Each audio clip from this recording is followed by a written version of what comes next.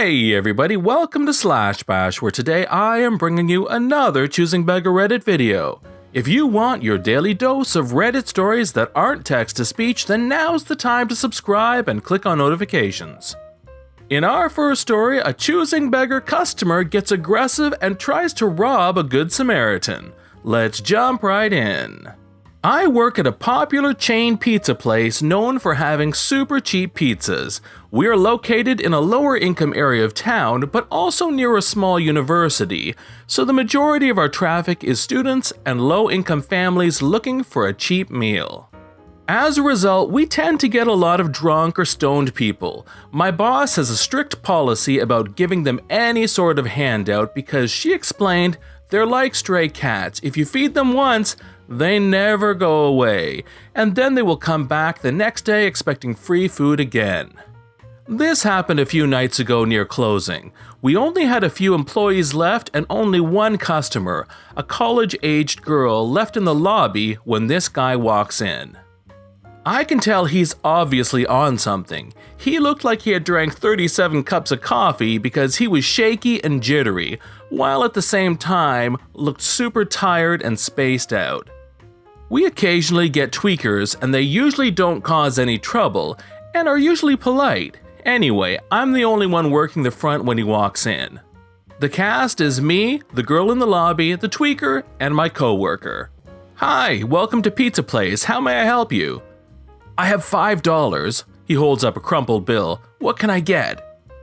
Well, our basic cheese pizzas are $5, but it comes out to $5.43 after tax. Well, I only have $5, but could you help me out here? He begins to reach for my tip jar. I'm sorry, that's my tip jar, not a take-a-penny. I can wait here if you need to get more money. This is all I've got. There is an awkward silence before the girl in the lobby reaches into her purse and pulls out a handful of change and plops it on the counter. Here, this should cover it. The guy picks through the change and gives me enough to complete the order. He then scrapes the rest of the loose change off the counter and goes into the corner to wait for his pizza and counts through the change. He comes back up to the counter a minute later. How much for a soda or a drink or something? $2.17 after tax. I got $1.89. He looks back over to the girl. Can I get another quarter or something? Sorry, that was all the change I had. He walks over to the girl. Come on, can't you help a guy out? I just want something to drink. Don't you have $1 or something? The girl starts to look uncomfortable. Sorry, I don't. Come on, you gotta have some money. How'd you pay for your pizza?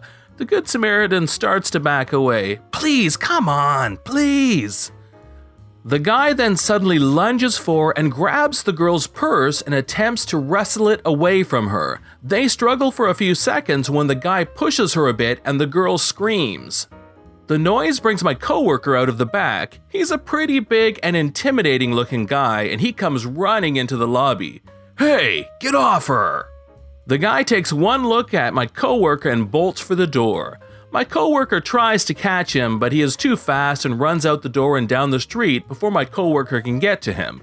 My coworker comes back inside and we ask the girl if she's okay. She's shaken, but she's fine.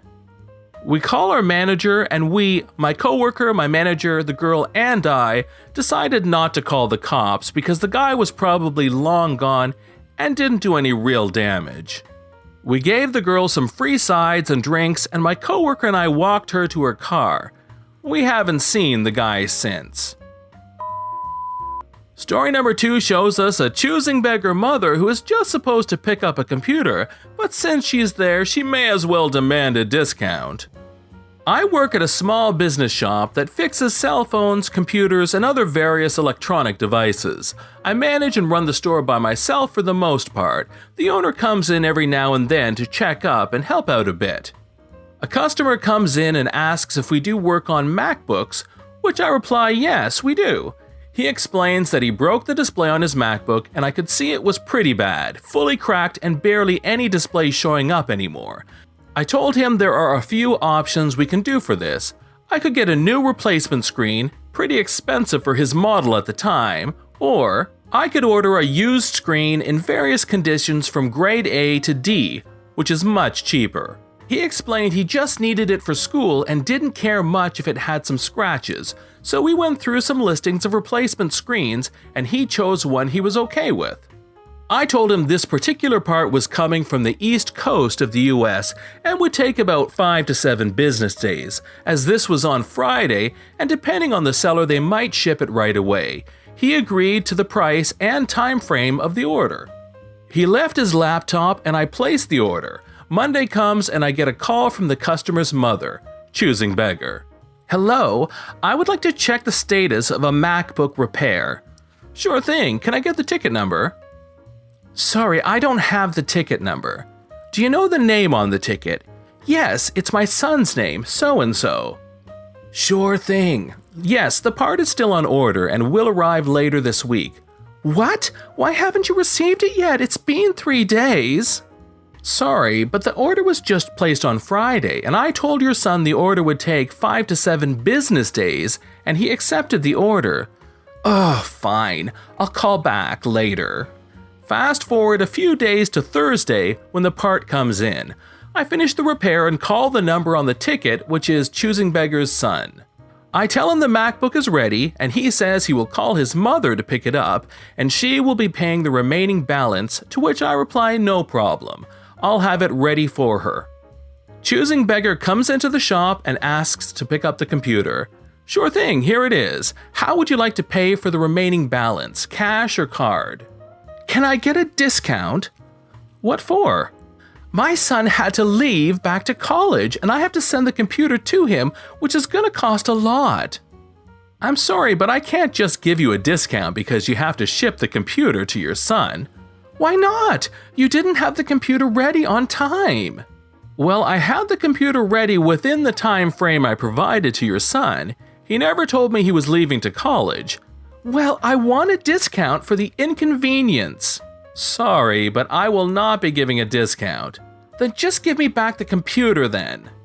I have dealt with people like this before, who just demand the stuff back even after the repair because of various reasons in an attempt for you to give in to their demands. If you want the computer back, I'll need to remove the purchased screen so I can return it. And I will be charging for the labor, even if you want it back, as I've had to install the part and now uninstall it. It will take me a few hours to get it ready for you. "What? I'm not going to pay you to remove your part. I want to speak to your manager." "I am the only one who works here, and I am the manager."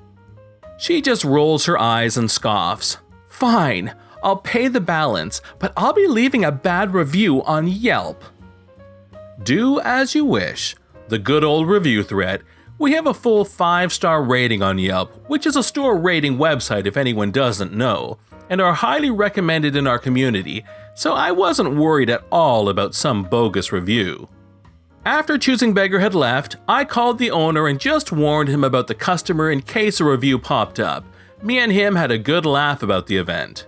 It's very common for people to ask for discounts at our shop. I am happy to give discounts to frequent customers or if we made a mistake, but not just because you demand one. In today's final story, a Choosing Beggar new hire demands a Mac computer for work, even though she can't do her job with it. Let me preface the story by saying that there were, at the time, many people at my company who had been there for over 10 years, likely still using the computer they got when they were hired.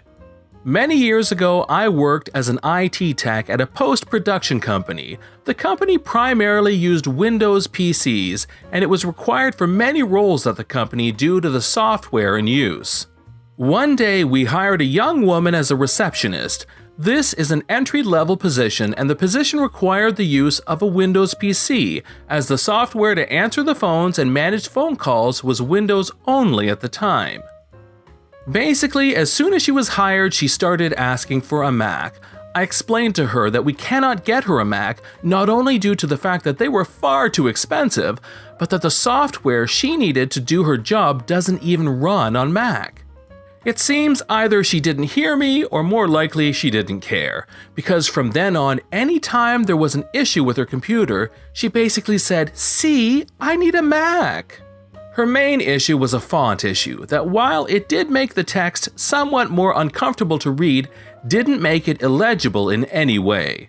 After struggling with this issue and looking at it several times over the course of a couple weeks, I informed her I would put in for a replacement. Again, she asked for a Mac, and I said no, you wouldn't be able to do your job on a Mac. I put in the request for a replacement, and as many management approval chains go, it took a while. In the meantime, this fresh hire had the audacity to write and send an email complaining of her issues and stating the IT department is useless to her manager, and she copied in an alarming number of other people and groups.